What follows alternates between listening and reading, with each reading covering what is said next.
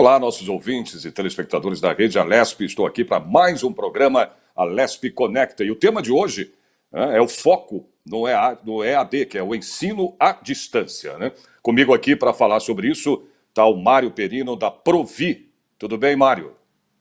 Tudo bom com você? Bem, graças a Deus. É, Já de cara, eu quero que você explique para a gente o que é, né, essa startup. Né?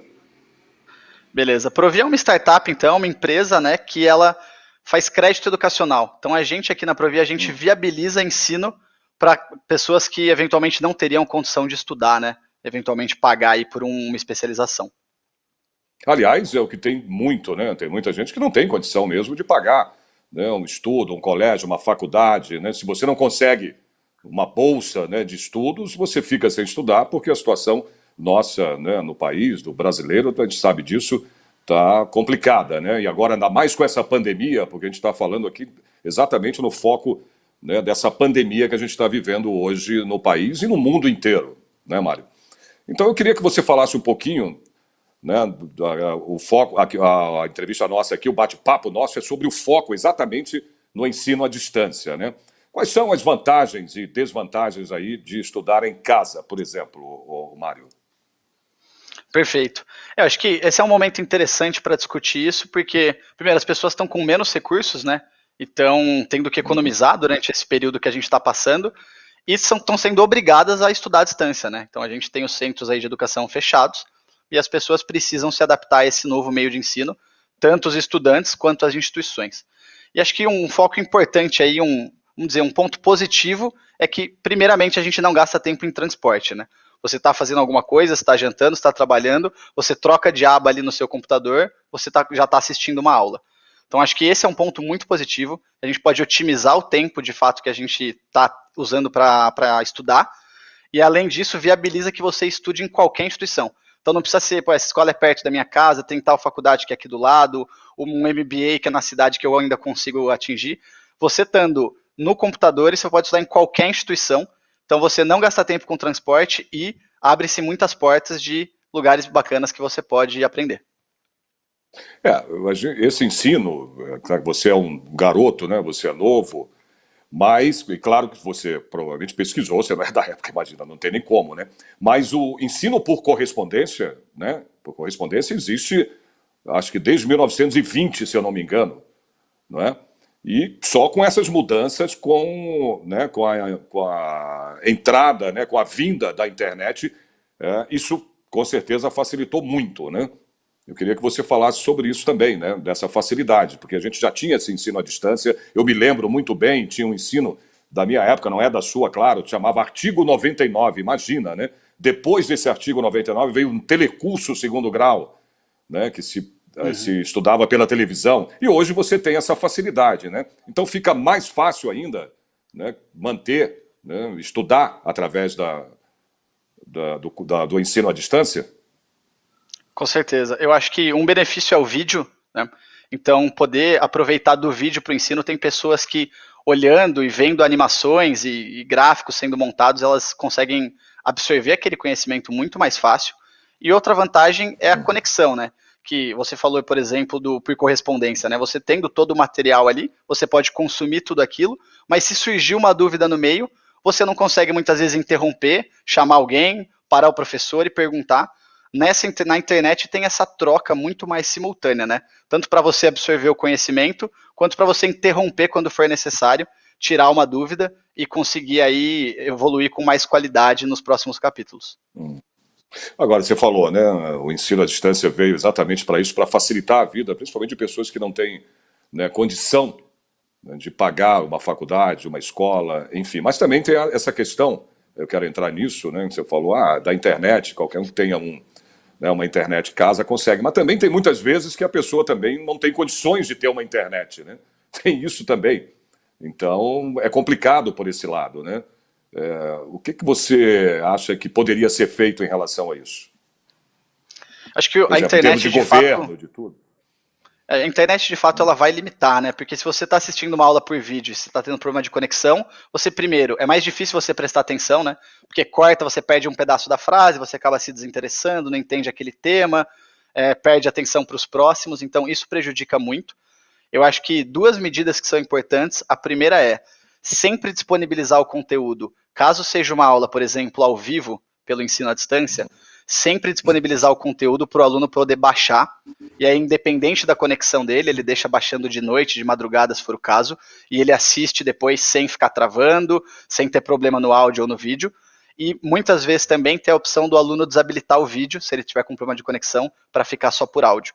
Então isso é importante para quem não tem uma conexão de qualidade aí de internet, que eventualmente vai poder prejudicar o ensino. Mas o que você falou é importante também, eu acho que faz parte das medidas aí necessárias da gente, como Brasil e sociedade, viabilizar essa internet para as pessoas, porque já está claro que, principalmente nesse momento de pandemia, a gente percebeu que quem não se conecta acaba se afastando ainda mais e se limitando ainda mais de notícia, conhecimento e tudo mais que é necessário para a gente passar esse período.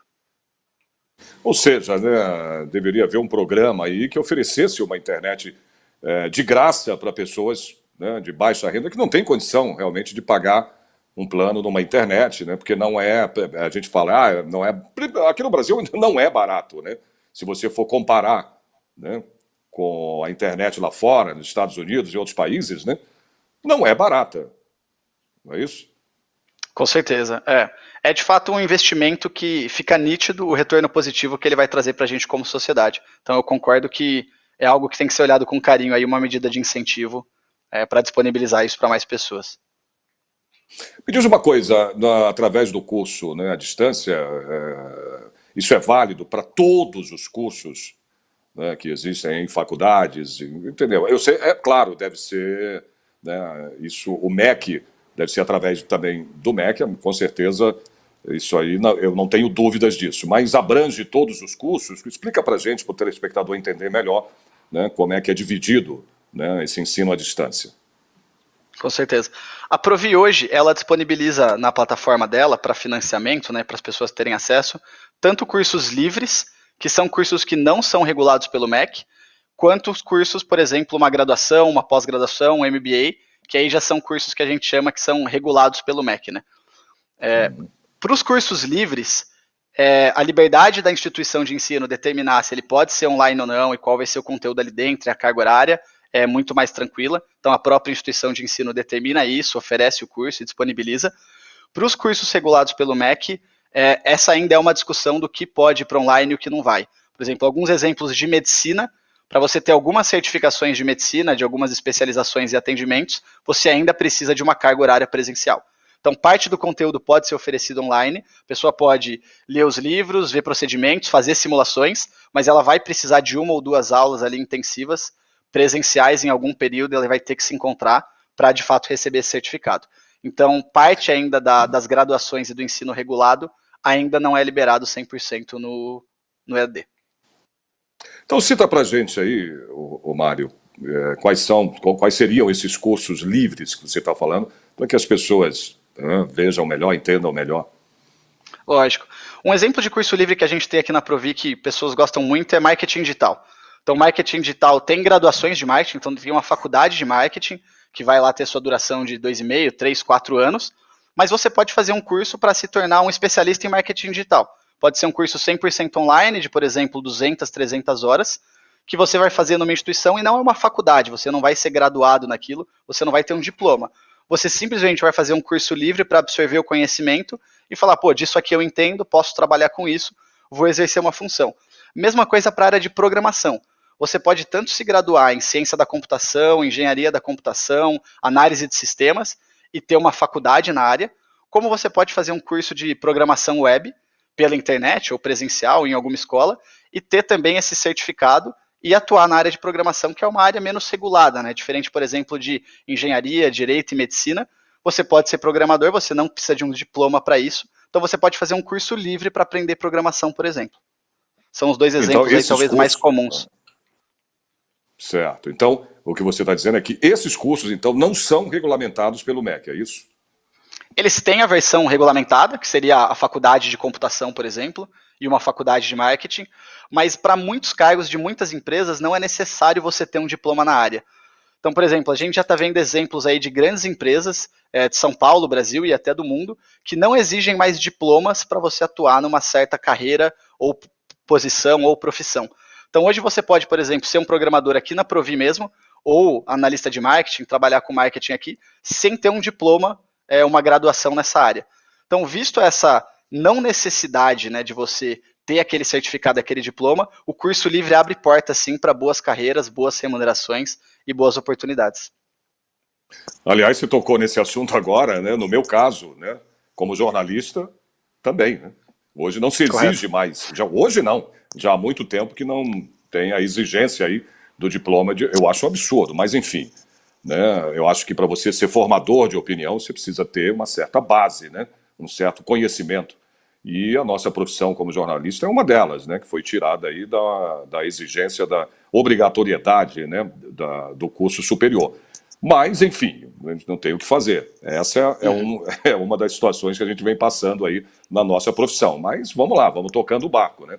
Porque eu acho que para você, né, como eu disse agora, ser formador de opinião, emitir opiniões, você tem que ter um embasamento muito bom, né?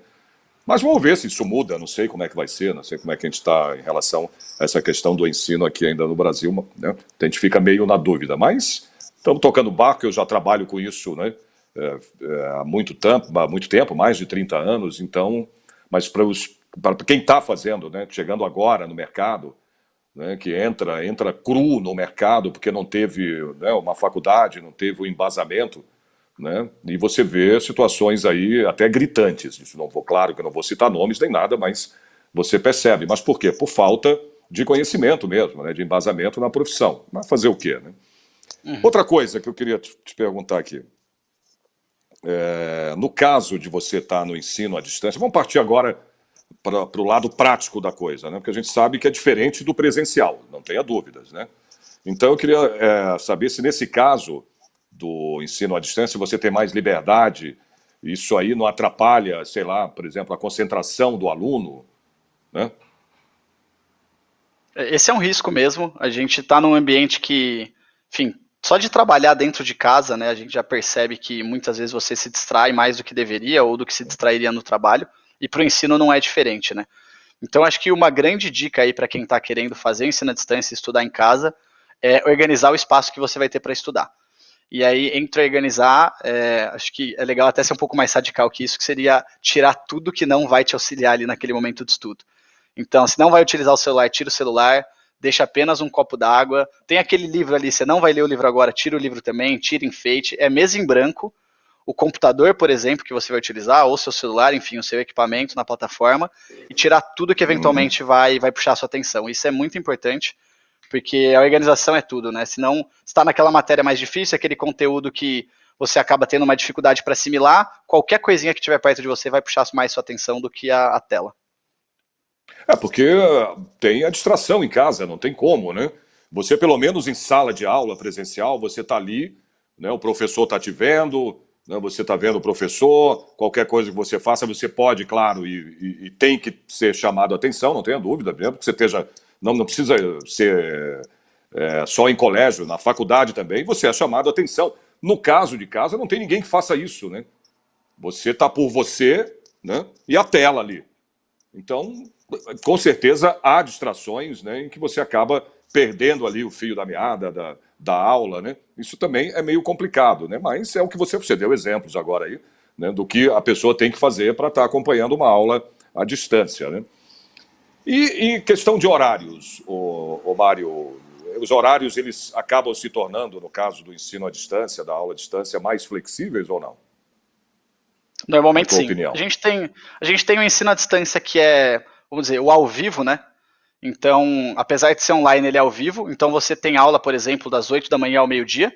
E apesar de não estar, por exemplo, dentro da sala de aula, você está online junto com todas as outras pessoas da sua aula, assistindo o professor falar sobre o conteúdo naquele exato momento.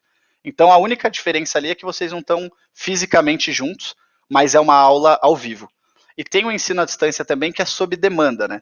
Que já seria o caso onde a aula é gravada pelo professor, ele disponibiliza isso numa plataforma e os alunos consomem sob demanda. Então você pode assistir agora de manhã, você pode assistir no almoço, pode assistir à noite, pode assistir amanhã, por exemplo. Cada um faz o seu horário. No questão do ao vivo, é muito similar ao que o presencial exige hoje de nós, né? Todo mundo tem que estar online naquele período, prestando atenção e se dedicando. Para o ensino sob demanda, você tem muito mais flexibilidade, e ele é o mais comum entre o online hoje, por enquanto, mas as pessoas têm que ter um pouco mais de organização. Você sempre vai achar, pô, vou deixar para ver isso depois, hoje eu estou enrolado. Você sempre vai se achar uma desculpa para parecer que o dia está corrido. E se você não tiver, de fato, um tempo determinado para estudar, você pode acabar postergando muito e procrastinando o ensino. É como se fosse também no presencial. Você não pode falar, peraí, professor, vou dar uma saidinha e volto já já, tá? Não tem como, né? Exatamente. É a mesma comparação que você está aí fazendo. Então quer dizer que existem então os dois tipos, né? Você tem a aula ao vivo, né? E tem a aula, vamos dizer, sei lá, sem ser ao vivo, né? Como você falou. Uhum. Né? Essa Exato. O caso que a gente está aqui, a gente está aqui fazendo uma troca, né? Você está falando, eu vou respondendo, isso, e a gente está ao vivo isso. conectado ao mesmo tempo. Ou eu poderia, por exemplo, ter gravado um vídeo sobre ensino à distância e ele está sendo disponibilizado, né? Então, essa troca aqui é muito rica, né? Então, tem pessoas buscando esse online ao vivo porque você consegue ter a troca com os colegas de sala e com o professor. E para algumas pessoas poder interromper, tirar alguma dúvida, perguntar, interagir, é muito importante para que elas se mantenham conectadas e interessadas naquele conteúdo. Então, é uma modalidade ainda menos conhecida do que a sob demanda, que aí seria, por exemplo, igual a gente assiste filme hoje, por exemplo, seriado na internet, tá tudo gravado lá, você assiste a hora que quer. Esse é o mais comum também para o formato do ensino, mas a gente está experimentando agora diversas possibilidades, né, até porque a quarentena está exigindo da gente inovar nesse setor. Mas então você está dizendo que a procura é maior do que o ao vivo, esse sistema, é isso? A oferta, por enquanto, existe mais conteúdo sob demanda do que ao vivo ainda. Mas o pessoal está buscando cada vez mais porque sente a necessidade de interação humana, né, e dúvida, e ter a sala de aula, e ter os colegas. Agora, é muito desafiador, Mário, na sua opinião, estudar em casa ou não? Eu acho que depende do conteúdo.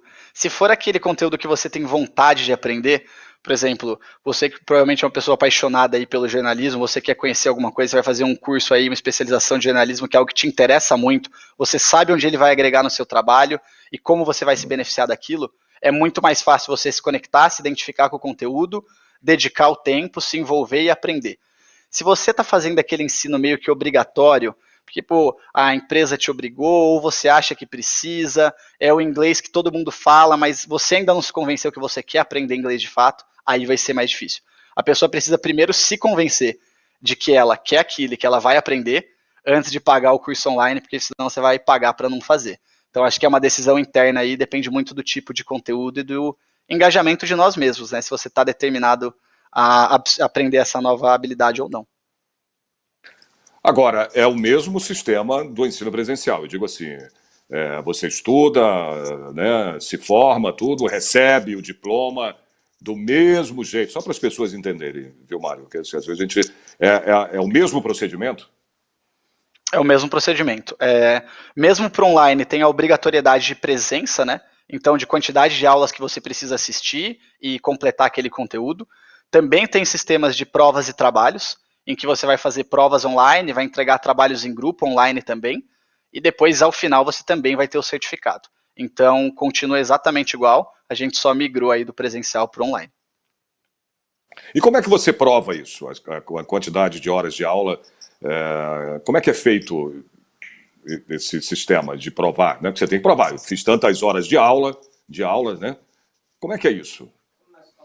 Tem vários sistemas hoje que controlam essas aulas online. Desde sistemas que vão monitorar se você está tendo atividade no computador, então que você está, por exemplo, mexendo o mouse, que você está interagindo, passando os slides e olhando para a tela, como vão ter sistemas também que vão te mensurar mais pelo conhecimento. Então, depois de cada aula vai ter uma provinha, você respondendo a prova ali, tendo a nota, ele vai assumir que você estava interagindo e que aprendeu o conteúdo. Então, tem diversas formas de controlar isso, parecido com o presencial, né? Ou você passa uma lista de presença e vê quem está na aula, ou você simplesmente aplica uma prova e vê quem absorveu o conteúdo e quem absorveu está apto a seguir em frente.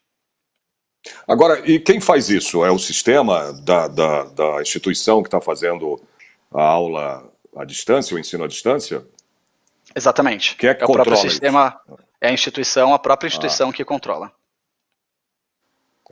Entendi. Isso é bom saber, é bom a gente saber disso tudo, para quando a pessoa decidir, eu quero fazer o ensino à distância, ou porque não tem tempo, né, ou porque não tem condições de pagar um ensino, uma faculdade, né, um colégio, enfim. Então não há. Geralmente eu vejo sempre, ouço sempre a procura das pessoas pelo ensino à distância por causa exatamente de tempo, né? Como é que você vê isso aí? Eu acho que o tempo é uma questão muito delicada para o ensino à distância, porque é o que eu comentei lá no começo, né? Você só de não ter que se deslocar até o local e você conseguir só migrar de uma atividade que você está fazendo para já estar estudando no minuto seguinte é muito rico. Então, as pessoas têm vontade de estudar hoje e a questão do transporte e deslocamento, de fato, complica muito desse engajamento delas tomarem a decisão de fazer o curso. Então, de fato, o online ele acaba sendo interessante porque o ticket médio dele, né, o custo de um curso online acaba sendo menor do que o presencial, porque ao mesmo tempo que você não precisa se deslocar e está num local físico, a instituição também não precisa pagar um aluguel e disponibilizar uma sala de aula. Então, na Claro. média, acaba sendo mais barato e mais rápido para você absorver aquele conteúdo. Então, ele atende muito bem esse caso que você falou, quem tem uma limitação de tempo ou eventualmente até de recurso está buscando uma alternativa com um investimento mais em conta. Agora, nesse tempo de pandemia aí, tem se trabalhado e estudado, né, muito por vídeo, a gente vê isso aí. Isso pode impulsionar mais aí o ensino à distância, Mário? Com certeza. Eu acho que está todo mundo percebendo agora a necessidade da gente estar absorvendo conteúdo de qualidade durante essa pandemia, desde a questão das informações que chegam e são contraditórias e tem diversas fontes e todo mundo quer saber o que está acontecendo e qual que é a situação da pandemia, do Brasil, enfim, e interagir. Então a gente está absorvendo cada vez mais conteúdo por vídeo e buscando também conteúdo de qualidade, né? As pessoas estão cada vez filtrando mais e querendo ter uma curadoria do que de fato elas estão lendo e absorvendo. E o ensino à distância ele faz exatamente isso, né? Ao invés de simplesmente você jogar, buscar alguma coisa, por exemplo, no Google e sair lendo sobre o assunto, quando você paga uma instituição, ela te disponibiliza tudo isso em vídeo, de forma estruturada e já tratado com conteúdo de qualidade, que é basicamente o que a gente quer para ganhar tempo e acabar focando no que a gente de fato precisa aprender. Mas, claro, a gente está numa pandemia aí há quase 2 meses e meio, né? Não é tempo suficiente também para que a pessoa né, participe, né, passe a estudar através do ensino à distância e ainda não tem como, né, se prever esse tempo dessa pandemia. Né? Por isso que eu fiz essa pergunta para você. Né? Então é um tempo ainda curto, eu digo curto, a gente está passando um tempo longo com essa pandemia, a gente sabe disso, mas é um tempo curto para o ensino à distância, né? Para um curso, por exemplo, né, para ser feito. Você acha então que depois dessa pandemia isso vai continuar e vai ter, como eu te perguntei agora, o aumento ainda mais desse sistema de ensino? Com certeza. É um tempo. Pode parecer curto assim em termos de pô, o período de planejamento estratégico, um ano, ou o tempo que dura eventualmente uma graduação e tudo mais, mas para uma empresa, né, uma instituição de ensino, uma empresa que fornece cursos, 2 meses e meio sem faturamento é completamente inviável. Né? Então, para quem está do lado da empresa ofertando os produtos, os 2 meses e meio são muito tempo. Então, essas empresas, né, essas escolas, elas já se adaptaram durante esse período para oferecer o conteúdo delas online. Então, apesar de ainda não ter sido tempo suficiente para as pessoas iniciarem um curso, ou terem terminado, ou terem feito um curso inteiro durante a pandemia, as escolas e as empresas que oferecem os conteúdos já foi tempo suficiente para a maioria delas criar uma plataforma online, gravar os cursos que elas tinham dentro de sala de aula e disponibilizar isso. Então, eu acho que sim, depois da pandemia a gente vai ver um aumento muito grande aí desses cursos e dessas procuras. Perfeito. Ô, Mário, dá umas dicas aí. Dicas de você que está, né, dentro disso aí, né, desse ensino à distância, você que está à frente disso tudo, para quem estuda em casa. Umas dicas legais, assim, para que a pessoa, né, foque mesmo ali. Fala aí, dá um toque para a galera aí. Com certeza. A primeira que eu acho que é a mais importante é o espaço, que é o que você comentou, né? A gente tem muita distração em casa. Então tira tudo que está perto, se não vai utilizar o celular, tira até o celular. É um copo d'água e a ferramenta que a gente está usando para estudar, e só. Isso é muito importante. Acho que outra coisa que a pessoa precisa ter noção é sobre o tempo, né? Que é o que você falou, igual a gente tem no presencial também, a gente tem que reservar um tempo do dia para estudar no ensino à distância. Então, ou você reservar um tempo do seu dia, tanto para que você garanta que você vai utilizar algumas horas estudando, quanto saber a hora de parar também. Porque às vezes você está absorvendo aquele conteúdo, está entendendo, está indo bem, você vai querer virar à noite fazendo aquela aula ou terminando aquele curso. E é importante que você também descanse, porque o dia seguinte vai chegar e você tem que estar preparado e tem que estar com a cabeça boa para estudar mais, ou para trabalhar, ou para fazer qualquer outra tarefa. Então, a segunda coisa é reserve o tempo para começar e para terminar. Isso é muito importante também. Eu acho que tem que ter prioridade, né?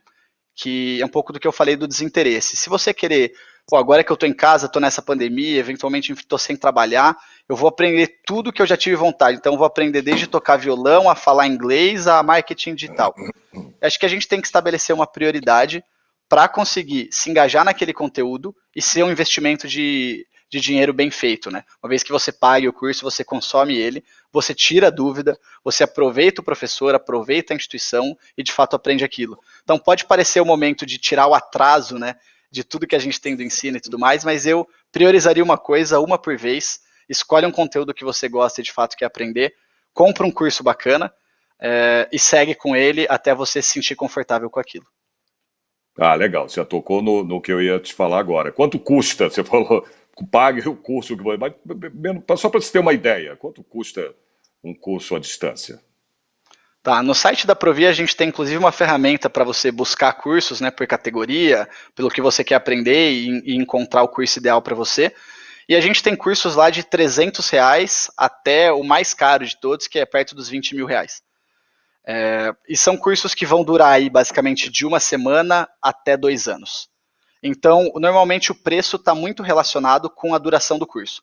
Cursos mais curtos, de carga horária menor, vão ser mais baratos. Se você quiser um curso de, por exemplo, 2 anos, um MBA, uma especialização, vai ficar mais perto dos R$ 20.000. Então, esse é a faixa aí hoje dos preços dos cursos que a gente oferece. E se fosse feito numa universidade, né, uma pós-graduação, se fosse feito presencial, né, presencialmente no caso, sairia bem mais caro? No caso desse exemplo que você citou agora? A gente está vendo uma redução nos preços em torno de uns 30%, 40% do online para o presencial. Então dá para você ter uma ideia aí mais ou menos de quanto custaria um curso que está numa faixa do online, no presencial, uns 40% a mais aí na média, mas depende muito, né? Tem instituição que conseguiu manter a qualidade e está mantendo o preço, e tem instituição que cortou bastante o custo, visto que não tem mais espaço físico. Depende de onde a instituição está, do valor do aluguel, se a aula é ao vivo, se é gravada, enfim, tem vários fatores aí também influenciando. Perfeito. Mário, a gente está chegando ao final do programa. A última pergunta aqui, rapidinho. Existe preconceito da sociedade do ensino à distância? Você percebe isso? Alguma coisa assim? Acho que a gente ainda tem muito ceticismo sobre algumas áreas, né? Então o pessoal falando, pô, agora na pandemia tá todo mundo estudando online, quero ver o médico que vai se formar com ensino à distância, ou quero ver o engenheiro que não vai ter feito nenhuma prática, nenhuma obra. Acho que as pessoas ironizam isso, porque de fato ainda se tem uma confusão de como vai ser esse ensino e como vai ser ensinado. Mas a gente está com a tecnologia vindo de encontro para ajudar cada vez mais. Então, mesmo as especializações em medicina, grande parte delas já pode ser feita online. E ainda tem a parte, eventualmente, necessária do presencial. A mesma coisa para alguns outros cursos, mecânica, robótica, etc. e tal, às vezes ainda tem uma parte importante do presencial. Eu acho que o que a gente precisa entender é, nada é impossível de ir para online. Se a gente falasse que a gente ia fazer essa videochamada aqui numa entrevista há algum tempo atrás, ia aparecer uma piada que a gente ia dar uma entrevista aqui e ia estar interagindo pelo vídeo. Então eu acho que a gente não pode deixar que o desconhecimento de como isso vai para online influencie a gente a achar que é impossível. Eu acho que o que a gente tem que entender é como a gente transforma tudo no online, porque ele é mais barato, mais acessível e permite que pessoas estudem em qualquer instituição. Então acho que é o como e quando, na verdade, vai acontecer. Mas acho que não tem nada que seja impossível de ensinar à distância. Mandou bem, Mário. Mandou muito bem. Você explica muito bem. Parabéns aí. Obrigado, tá, por essa entrevista. Te agradeço pelo teu tempo aí, Mário Perino, né, falando aqui sobre o ensino à distância, né? Exatamente o foco nele. Foco no ensino à distância. Mário, obrigado e até uma próxima vez aí, querido.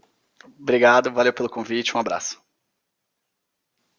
Esse foi o Alesp Conecta de hoje, falando sobre o foco no EAD. O EAD é o ensino à distância. Você viu aí o nosso entrevistado, o Mário Perino. Muito obrigado aí. Espero vocês no próximo programa. Até lá.